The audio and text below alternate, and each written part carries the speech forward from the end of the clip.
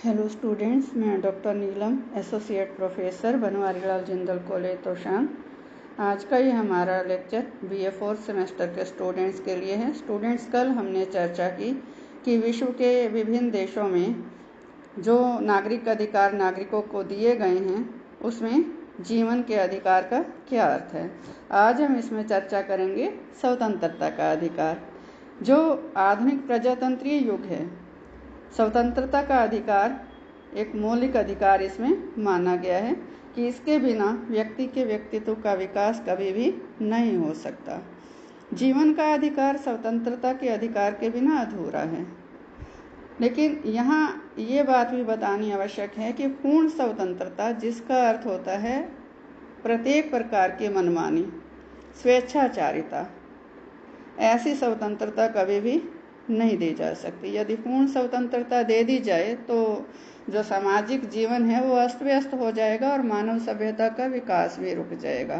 तो इसलिए स्वतंत्रता का अभिप्राय क्या है, स्वतंत्रता के अधिकार का अभिप्राय क्या है कि सामाजिक और नैतिक सीमाओं में रहकर व्यक्ति को वो काम करने की छूट होनी चाहिए जो सामाजिक नियमों के अनुसार करने योग्य हैं और जिससे किसी भी व्यक्ति को कोई हानि नहीं होती।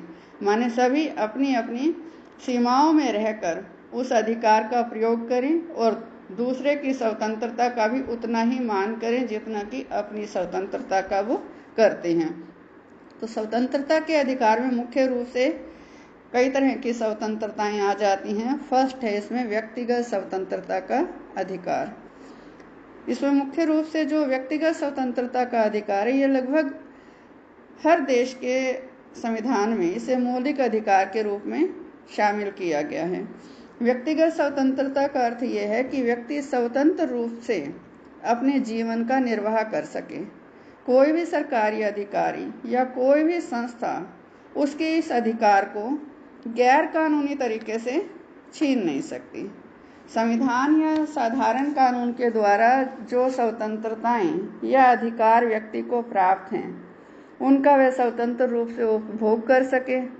सरकार किसी भी व्यक्ति को कानून का उल्लंघन किए बिना इसमें बंदी नहीं बना सकती और जब तक वैधानिक विधि के द्वारा, माने देश के द्वारा जो स्थापित कानूनी प्रक्रिया है उसके द्वारा न्यायालय में व्यक्ति का दोष सिद्ध न हो जाए तब तक उसे बंदी बनाकर कैद में भी नहीं रखा जा सकता और किसी भी व्यक्ति को गैर कानूनी तरीके से उसकी संपत्ति से वंचित नहीं किया जा सकता। यदि व्यक्तिगत स्वतंत्रता के अधिकार को कोई सरकारी अधिकारी या संस्था गैर कानूनी तरीके से कार्रवाई करके नष्ट करने का प्रयास करती है तो व्यक्ति अपनी इस स्वतंत्रता की रक्षा के लिए उस संबंधित अधिकारी या संस्था के विरुद्ध भी न्यायालय की शरण ले सकता है। यह अधिकार हमें भी हमारे संविधान में अनुच्छेद 21 के अंतर्गत दिया गया है। सेकंड है इसमें धार्मिक स्वतंत्रता का अधिकार कि जो नागरिक हैं वो अपनी इच्छा से किसी भी धर्म को अपना सकते हैं। व्यक्ति के धार्मिक मामलों में राज्य को किसी भी तरह का कोई हस्तक्षेप नहीं करना चाहिए और राज्य को सदा धर्मनिरपेक्ष रहकर ही मानव जीवन को ऊंचा उठाने का प्रयास करना चाहिए। राज्य को अपने नागरिकों पर कोई धर्म थोपना भी नहीं चाहिए। व्यक्ति को अपने धार्मिक विचारों के लिए पूर्ण स्वतंत्रता होनी चाहिए और जो उच्च सरकारी पद हैं या पुरस्कार हैं उनके लिए जो योग्यता है वो धर्म नहीं होना चाहिए। गुणों के आधार पर पद या पुरस्कार व्यक्ति को प्राप्त होने चाहिए और साथ ही साथ जो राज्य है वो किसी एक धर्म का पोषण करने वाला नहीं होना चाहिए बल्कि धर्मनिरपेक्षता राज्य की मुख्य विशेषता होनी चाहिए। इसका ये अर्थ नहीं है कि राज्य किसी भी प्रकार के जो धार्मिक कार्य हैं उसमें हस्तक्षेप ना करे। यदि कोई धर्म दुराचार करता है या अनैतिकता फैलाता है या राज्य की शांति के लिए खतरा है तो ऐसे धर्म के प्रचार पर राज्य द्वारा रोक लगाई जा सकती है। तीसरे प्रकार की स्वतंत्रता है भाषण देने और विचार अभिव्यक्त करने की स्वतंत्रता। जो व्यक्ति है उसको लिखित रूप से या मौखिक रूप से अपने विचार अभिव्यक्ति की स्वतंत्रता होनी चाहिए और लोकतंत्र में नागरिक, राजनीतिक, आर्थिक, सामाजिक इस तरह की जितनी भी समस्याएं हैं उनके विषय में अपने विचार व्यक्ति अभिव्यक्त कर सके। और आधुनिक सरकार जनसाधारण निर्वाचित प्रतिनिधियों की है। जनता अपने प्रतिनिधि खुद चुनती है। उन्हें मनमानी करने से रोकने के लिए नागरिक उनकी नीति की खुली आलोचना कर सकते हैं। और यदि यह भाषण देने या विचार अभिव्यक्ति की स्वतंत्रता ना हो तो जो लोकतंत्र का अस्तित्व है वही समाप्त हो जाएगा, क्योंकि लोकतंत्र का अस्तित्व इन अधिकारों पर ही निर्भर है। क्योंकि लोकतंत्र में शस्त्रों का स्थान विचारों ने ले लिया है, और यदि विचार अभिव्यक्ति की स्वतंत्रता नहीं होगी तो लोकतंत्र सफल नहीं हो सकता। इसी तरह से नेक्स्ट इसमें आ जाता है प्रेस की स्वतंत्रता। भाषण देने और विचार अभिव्यक्ति की स्वतंत्रता के साथ साथ प्रेस की, समाचार पत्रों की, मीडिया की स्वतंत्रता का होना भी जरूरी है। व्यक्ति जो कुछ भी स्वतंत्र रूप से कह सकता है उसे लिखित रूप से समाचार पत्र या पत्रिकाओं में व्यक्त भी कर सकता हो, ये छूट भी उसको होनी चाहिए। समाचार पत्रों की जो स्वतंत्रता है वो लोकतंत्र में अच्छे लोकतंत्र का निर्माण करने का सर्वोत्तम साधन है। समाचार पत्रों के माध्यम से लोगों को सरकार की नीतियों और कार्यों का पता लगता है, और सरकार की नीतियों के बारे में जो जनता है उसकी जो भी प्रतिक्रिया है वो भी सरकार तक पहुंचती है। जिस देश में प्रेस की स्वतंत्रता नहीं हो या प्रेस पर अनावश्यक प्रतिबंध लगाए गए हों तो ऐसे देश में आदर्श लोकतंत्र स्थापित नहीं हो सकता। नेक्स्ट है इसमें एकत्रित होने और संघ बनाने की स्वतंत्रता।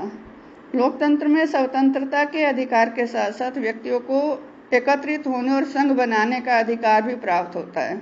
व्यक्ति अपनी राजनीतिक, सामाजिक और आर्थिक समस्याओं पर विचार करने के लिए बिना शस्त्र के इकट्ठे हो सकते हैं, एकत्रित हो सकते हैं, सभा कर सकते हैं, कोई संघ बना सकते हैं, अपने कुछ उद्देश्य निश्चित कर सकते हैं। व्यक्ति अपने हितों की सुरक्षा के लिए किसी भी संघ का सदस्य बन सकता है, चाहे वो सामाजिक संघ है, चाहे वो आर्थिक संघ है, चाहे वो राजनीतिक संघ है। राज्य उन संगठनों को आज्ञा नहीं देगा जो राष्ट्रीय हितों के अनुकूल ना हो, लेकिन बिना वजह राज्य इन संगठनों को नष्ट करने का प्रयास भी नहीं करेगा और इनमें हस्तक्षेप भी नहीं करेगा। ये अलग बात है कि कुछ एक देशों में, हमारे देश में भी इमरजेंसी के समय राज्य इन संगठनों पर कुछ हद तक प्रतिबंध लगा सकता है। नेक्स्ट है इसमें भ्रमण और निवास की स्वतंत्रता।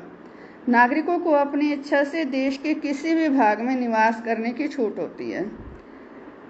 एक ही देश में एक स्थान से दूसरे स्थान पर जाने के लिए किसी भी तरह का कोई वीजा लगवाने की जरूरत नहीं है, और राज्य किसी को विवश नहीं कर सकता कि वो किसी एक निश्चित स्थान पर रहे। पूरे देश में व्यक्ति कहीं भी रह सकता है, घूम फिर सकता है, अपना निवास बना सकता है। और पूरे देश में जो भ्रमण करने का अधिकार है उस पर अलग से कोई टैक्स या इस तरह की कोई भी जो जुर्माना या किसी भी तरह का कोई अतिरिक्त बोझ जो है वो व्यक्ति पर नहीं डाला जा सकता, ना तो आर्थिक और ना ही वैचारिक। राज्य उन स्थानों पर जो देश की सुरक्षा के लिए महत्वपूर्ण है भ्रमण पर प्रतिबंध लगा सकता है, लेकिन बिना वजह किसी भी तरह का कोई प्रतिबंध राज्य द्वारा नहीं लगाया जा सकता। नेक्स्ट है इसमें व्यापार और व्यवसाय के चयन की स्वतंत्रता।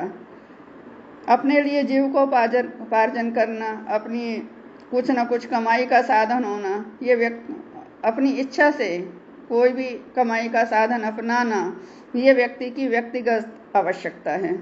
हर व्यक्ति अपने जीवन निर्वाह के लिए कार्य करता है। किसी व्यक्ति पर उसकी इच्छा के विरुद्ध कोई व्यापार या व्यवसाय नहीं थोपा जा सकता। व्यक्ति की इच्छा है वो नौकरी करे या व्यवसाय करे या राज्य के नियमों के अनुरूप कोई भी कार्य करे जीविकोपार्जन के लिए। हर व्यक्ति को इस बात की स्वतंत्रता है कि वो जिस कार्य को अपनी रुचि के अनुसार और अपनी आर्थिक स्थिति के अनुसार करना चाहे कर सकता है। राज्य व्यक्ति के लिए कोई व्यवसाय निश्चित नहीं कर सकता कि ये वर्ग इस व्यवसाय को करेगा या ये व्यक्ति इस व्यवसाय को करेगा, लेकिन राज्य अलग अलग व्यवसायों के लिए अलग अलग योग्यताएं निर्धारित कर सकता है। नेक्स्ट है इसमें सांस्कृतिक स्वतंत्रता का अधिकार। सभी व्यक्तियों के जो रीति रिवाज हैं, भाषा है, धर्म है, वो एक जैसे नहीं होते। हर जाति, हर भाषा, हर धर्म के अलग अलग रीति रिवाज, परंपराएं, नैतिक मूल्य होते हैं। कि जो अलग अलग जातियां हैं, अलग अलग धर्म हैं, हम कह सकते हैं कि उनकी अलग अलग संस्कृतियां होती हैं। ये जो रीति रिवाज, परंपराएं, नैतिक मूल्य हर धर्म, हर जाति, हर वंश के अलग अलग हैं, उसी पर आधारित उनकी अलग अलग संस्कृतियां हैं। हर जाति या हर वर्ग के जो लोग हैं उनको अपनी संस्कृति का विकास करने की स्वतंत्रता होनी चाहिए। ये अधिकार उन देशों में ज़्यादा महत्वपूर्ण है जहां अलग अलग जातियों, अलग अलग धर्मों, अलग अलग संप्रदायों के लोग रहते हों। इसी कारण से हमारे देश के संविधान में हर प्रकार के अल्पसंख्यक को अपनी संस्कृति का विकास करने की जो स्वतंत्रता है वो संविधान के अंतर्गत ही दी गई है। इसी उद्देश्य से ही भाषाई, धार्मिक अल्पसंख्यकों को हमारे संविधान में अपनी भाषा, लिपि, संस्कृति स्थिर रखने और इसके विकास करने के लिए शिक्षा संस्थाएं स्थापित करने की स्वतंत्रता भी दी गई है। स्टूडेंट्स, इससे आगे जो नेक्स्ट है समानता का अधिकार, उसे हम कल डिस्कस करेंगे। धन्यवाद।